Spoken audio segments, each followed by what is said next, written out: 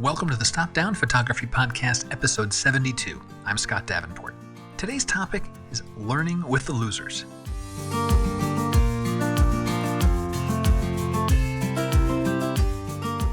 Hi, welcome. Thanks for joining me. I'm glad to be back for another chat about photography, this passion we share. And in today's episode, let's take one more step on our never-ending journey of photography.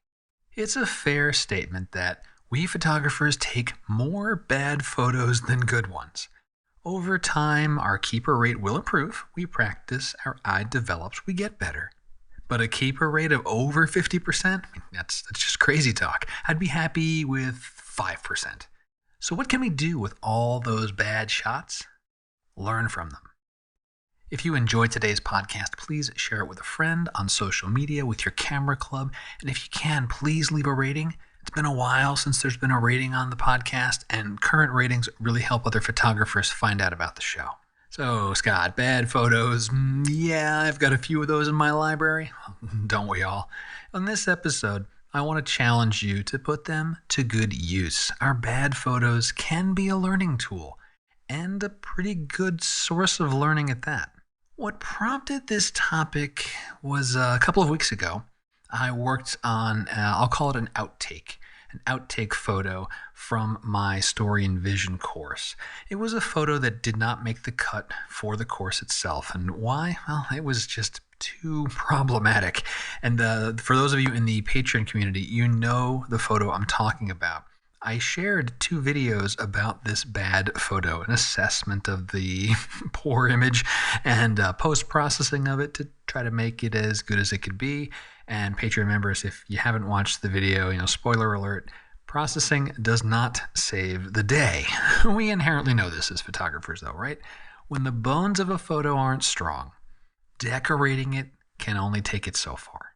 However, what that exercise taught me, at least reminded me, put it back in the forefront of my mind, is that spending time with our bad photos, the losers of the lot, it's a learning opportunity.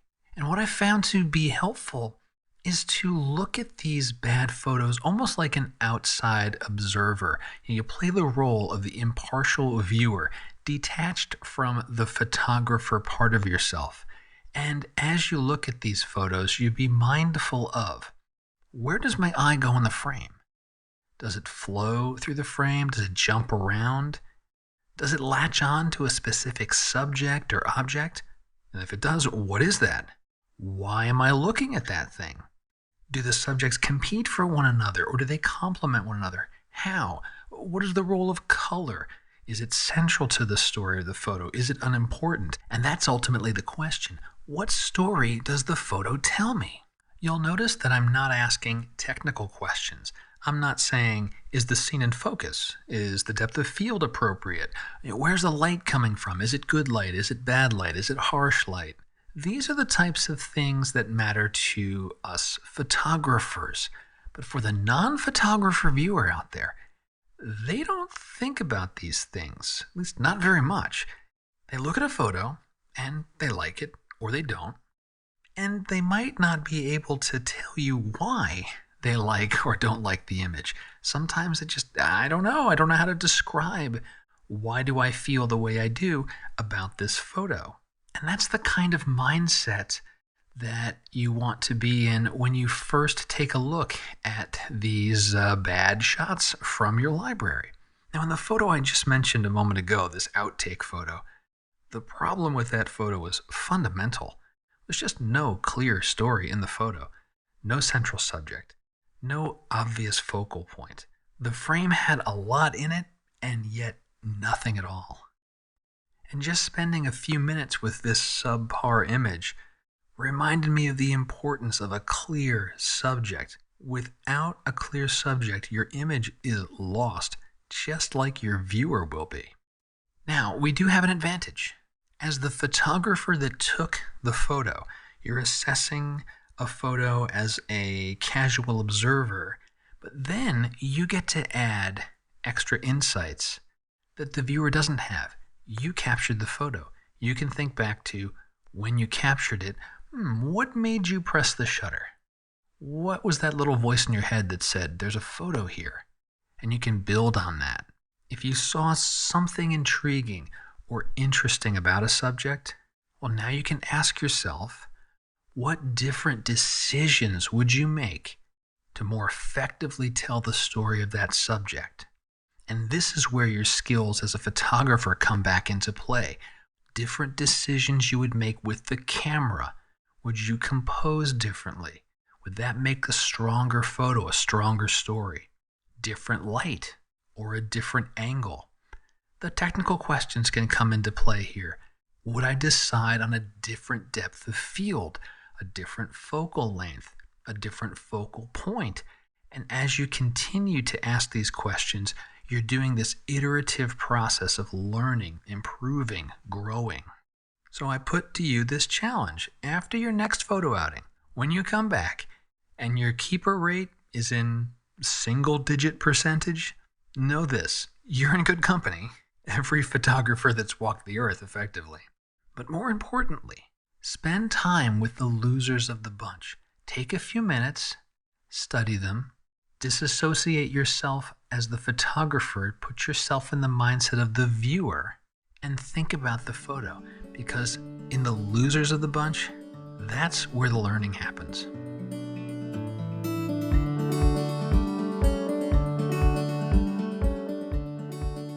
A bit of studio news this week. Let's see, as this podcast posts, it was just yesterday that I posted a review of the rotation backpack from Think Tank. This is a new addition to the rotation bag lineup from Think Tank. It's actually part of their Mindshift brand. And I love this bag. I've used its predecessor for the past 5 years, and that bag is still in very prime condition. No tears, no problems. All the stitching's great.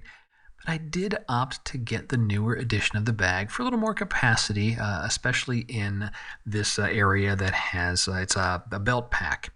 And the reason I love this bag so much, it's it's actually the first half of my ground-free kit. And I've mentioned this concept on the podcast before, where I may be in situations that I can't put a bag on the ground. I can't put a filter bag on the ground. I have, everything needs to be above my waist at my fingertips because I may be standing in water, like often in the ocean. Maybe it's a stream, or maybe I'm just on a hillside and there isn't flat ground to put something down or it's going to roll away. Well, this rotation backpack has this inner chamber, this belt pack that swoops out from behind, comes around, and you can access everything in the front. It kind of looks basically like a fanny pack, although reversed, and it hides underneath the backpack when it's stowed away. And it's fantastic. It really is. It really enables me to capture more photos. That's ultimately the point, right? I want the gear to be protected. I want the cameras to be safe, but I want gear that helps me be creative. When I see something and I need to grab a different camera, change to another lens, whatever it might be, I want those things at my fingertips, especially when I've positioned myself in the landscape where I can't put something down. And this newer bag, check out the full review. I'll put a link in the show notes for you. I'm very, very pleased with it, and I now have a even more nimble workflow when I have positioned myself in a place that makes it challenging to put anything down. And quite honestly, I'll use this bag on just casual hikes too. You're out for a long hike, you're walking along, you see something that's interesting. You don't want to take your whole pack off and put it down and fumble around and get the camera out. You can swoop out this belt pack, pop it open, grab your camera, take a couple of photos, and then continue on with your hike. And it's a great bag. If you're looking for a good-sized backpack that can carry a good amount of gear, I mean, you're not going to be carrying, this is not like a go hike for 5 days in the wilderness kind of bag and carry every bit of equipment with you. At least that's not how I like to use the bag. But if you're looking for a good backpack that gets you access to your most important gear without having to take stuff off, check out the rotation backpack. Full review on my website. Link is in the show notes. Thanks as always to the folks on Patreon for your support of this podcast and the other free tutorials and photo articles that I do. It is your support that makes this show come back week after week. So I can't thank you enough for your continued support. You folks always have my ear. You have questions, never hesitate to ask. And I really do like having that community, that you're there when I have questions, I want to ask things, I'm thinking about something, I can bounce ideas off of you, and you've always got great responses. So thank you again for your continued support. If you're interested in learning more about the Patreon community or other ways that you can support this podcast, check the show notes. There's a link there. There's a support the show button on every page of Stop Down Podcast. And there are plenty of zero-cost ways that you can support this show and keep the train rolling. And that will do it for this week's episode. I hope you enjoyed it, and I hope you will take a look at your, air quotes, losers, those losers in the bunch, those photos that just didn't make the cut.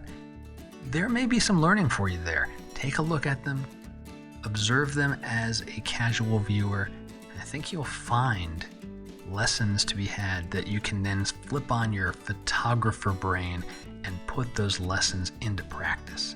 And it's one more way that we can grow as artists. Until next time, my name is Scott Davenport. Have fun.